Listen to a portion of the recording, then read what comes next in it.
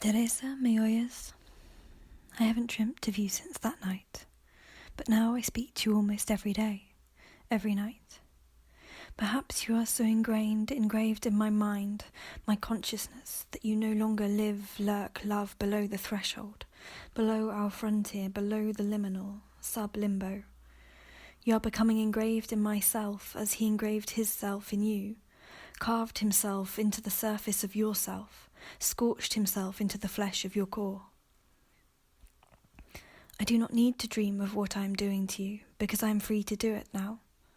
I am always already doing it, to you. Or perhaps better to say that you are always already doing it to me. You're making yourself a dwelling place in my core, in the marrow of my mind, at the heart of my palm. If I am approaching you, moving towards you as you approach him, I suppose I ought to think of you inside me. Perhaps this, our us, is not so much a question of my embodying you, your practice, your text, as it is a question of my embodying you to the extent that you come within me, inside me.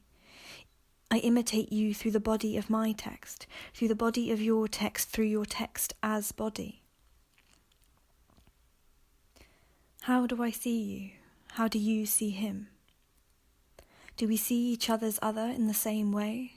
Of course not, but I hope to follow in your footsteps, follow and map the patterns of your textual corpus, the relic of your linguistic corpse that lies before me. I want to see you. I want to see what happened to you, in you. Seeing is important here, seeing you, seeing yourself. I want to trace your form, feel where it happened, feel how it happened, touch the site of your sight with my eyes, feel the cord between us on my tongue, see your form, the shape of yourself running through my fingers. I want to hold you in my mouth as you embrace him in yours. I take you into me, take you within me as you take him into you, sucking and suckling from the page. There is a gap, of course, not just vertically between myself and yours, through which I am to ascend if true transformational imitation is my end, a Teresian Christ. But we mismatch and disassociate horizontally as well. I am always already 2 steps behind and on a diverging path. I see you through the text, the body of yourself, but I'm not sure I will ever touch you. I don't believe you will touch me as he touches you. You come inside me through the eye, through my mouth. The body of your text, the text of your body, fills my mouth. I form it with my lips and under my tongue. You move under my skin, into my skin. Should I not be moving into yours, embodying you, not vice versa? I may see your corpus with the eyes of mine, but you move inside me orally, through the shape of your word in my mouth, the shape of you as word. Reading, pronouncing a consumption. Do I consume you through the text, or do you consume me? You took him into you, you ate, chewed and drank and savoured both his symbolic bodies. You consumed his manhood in bread, blood and text. But it was you who came into him. Taking him inside you engulfed you within him, his self that always already lay within you. This is the only relic of you I can touch. The only part of you open to me at a tangent to his self as word being that primary body that is open to you. The page marks the thresholds, the frontiers that demarcate the gaps between us. Him to you, you to me. They hint, they promise a touch, a point of contact, a bridging, a coming together, but then they divide and remind. They make clear the distance I have to go. The space between us I am always already yet to traverse, yet to transgress. The object of the body, relic, text, it not only allows you to pull yourself closer to him, consuming his word on the page, to climb the cord towards a touch, a taste of him, but it makes you increasingly conscious, unconscious perhaps in another mode, of the split in you as two. The text as touch paper fans the flame of your burning for him. Do I burn with the same desire for you? Who is to say that the itch I feel to see you, yourself, to understand how you are formed, what you experience, this urge to map out what is going on, is any different from your urge to see him, to see through him? Your desire is for him, to become undone in and through him, unlaced, engulfed. But it is the sight of him, the sight in him that is your undoing. Yet you don't see in the sense of the word sight. You see in the sense the word, the truth. You sense the word, in fact, intact. When you see him, you aren't seeing him through the body, through your body, even when you see his body in relation to your own. You see him inside yourself, through the body of yourself, even if you see him in front of you, at your side, your spouse. You are almost non-visionary. You see him through yourself, body and soul together, but not the eyes of your body. You take him inside you with the mouth, through the lips, your throat, and the sight of him emerges. It is provoked, sparked at the very marrow of your bones, through somewhere rooted throughout your being, yourself as being. The sight of your sight is not ocular. You take the word inside you and begin to see from language. See his life, see him, see through him. This first realm of your sight, of your language, I can run beside. I can walk parallel to you as you envision his life as a body from his body of the text. You watch him from within yourself. See him bleed, see him suffer. Place yourself at the foot of his body, undone, unmade, prostrate upon the cross. From the words of his life you model yourself in his image. You make an image of him for yourself, within yourself, an image taken from his words. The first sight of your sight is behind the word, your image of him behind his words. This I can see. I can join you as you actively envision him before you. As you conjure him from text, so I can conjure you from the body of yours. Not you as such, from your body as text. I can conjure, consume, I can envision, encircle what you saw. I can catch a glimpse of your sight of him, the sight that follows from your word image view of his life. I can peep into the next realm of your sight of him, you and him in you, you in him. I don't think I need to see him as you saw him here. It's not him I'm searching for, nor his experience I strive for a sense of. But I do watch you, watching him.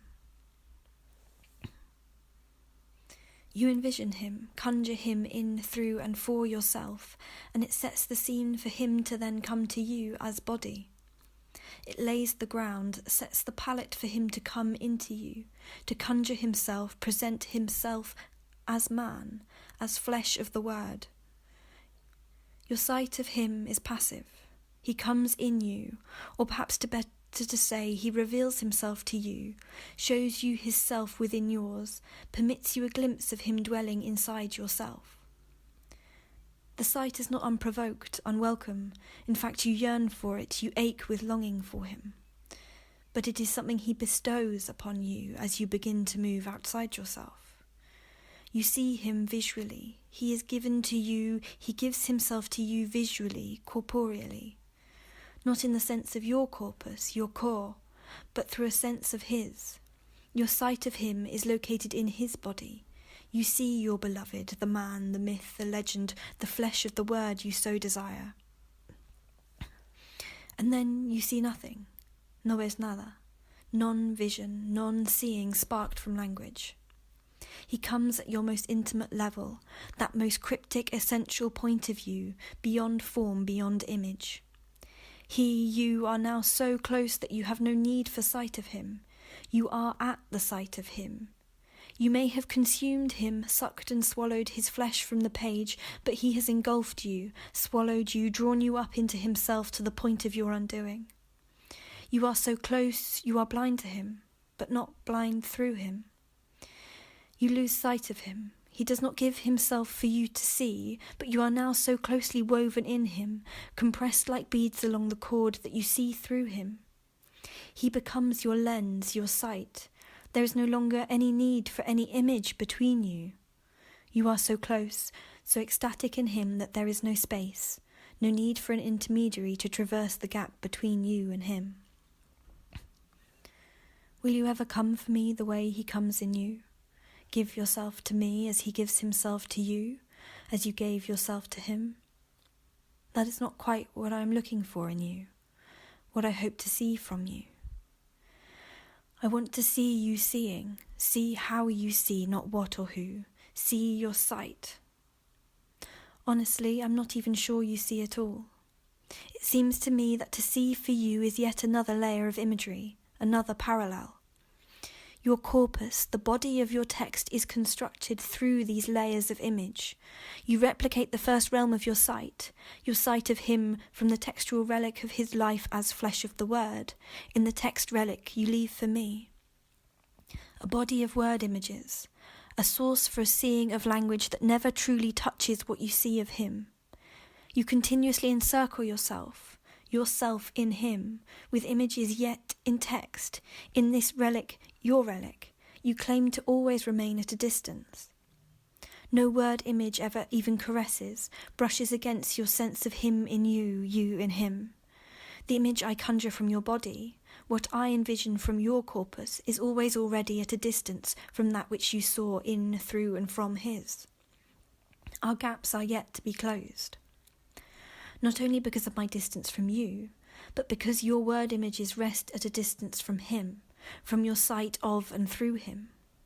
What I see in you is only ever a comparison, a parallel for what you see in him, an image of an image, a sight for a sight, an eye for an eye.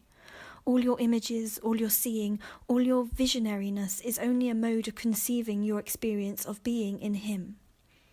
Vision as cognition, a making visible, tangible, sensible.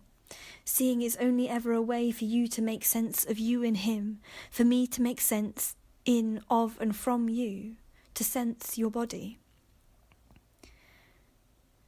And you yourself see yourself as an image of him, an image of the word imitating the original image of that word, in order to perfect yourself as his image, to get closer to that word, the word as him, as your lover, and the word you strive for yourself. The cord that runs between our gaps, our split cells, flows from word to image, from image to word, from him to you and you to me. This is how you reach him, how you approach him, flowing from word to image, image to word, compressing the coiled textual cord that passes through the page, through your lips, in and out, and into mine. Your lips meet his through the word. Your mouths meet and merge in a kiss of text, holding each other's forms within your separate selves.